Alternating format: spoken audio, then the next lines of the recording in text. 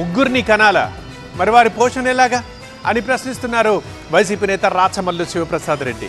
మూడో బిడ్డ పుడితే ప్రభుత్వం 25,000 ఇస్తామంటుందని, ఆ డబ్బు డైపర్లకే సరిపోదని అన్నారు. ప్రస్తుత పరిస్థితుల్లో ఒక్క బిడ్డకు ఉన్నత చదువులు చదివించడమే గొప్ప విషయమని, అలాంటిది ముగ్గురు పిల్లలకు ఉజ్వల భవిష్యత్తు ఎలా ఇస్తారని ప్రశ్నించారు. ఆంధ్రప్రదేశ్ రాజకీయాలు పాపులేషన్ చుట్టూ తిరుగుతున్నాయి.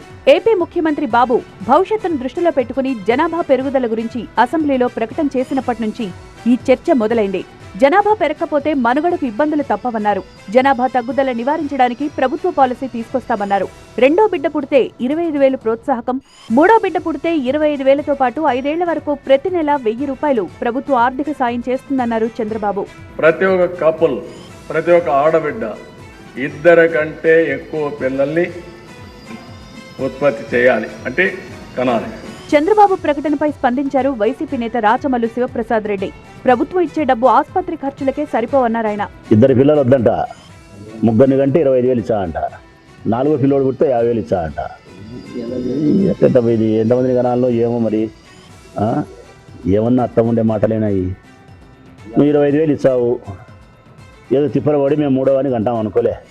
ఈ వయసులో కూడా కష్టపడి ఏదో కంటాము 3వ వాడిని. ఎట్టది 25,000? మీరు ఇచ్చే 25,000 రూపాయలు వాని ముడ్డికి గట్ట నీకు డైపర్లో సరిపోతుంది. వాడి ముడ్డికి గట్టే డైపర్లో సరిపోతుంది 25,000. ఇంకా మళ్ళీ మిగతాది ఎట్లా? పాలెట్లా, భూమి ఎట్లా, బట్ట ఎట్లా, ఆసుపత్రి ఎట్లా, చదువు ఎట్లా, సంధి ఎట్లా? యువతకు ఉపాధి కల్పించకుండా పిల్లలను కనమంటే ఎలా అంటూ ప్రశ్నించారు రాచమల్లు.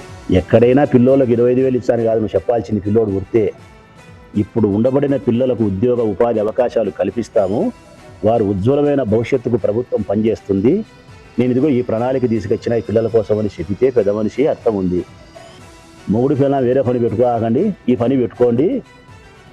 3వ వాడిని పుట్టించుకోండి 25,000 ఇచ్చా, 4వ వాడిని పుట్టించుకోండి 50,000 ఇచ్చా అంటే నువ్వు ఇచ్చే 25,000 కోసం మేము ఈ పని పెట్టుకోవాలా?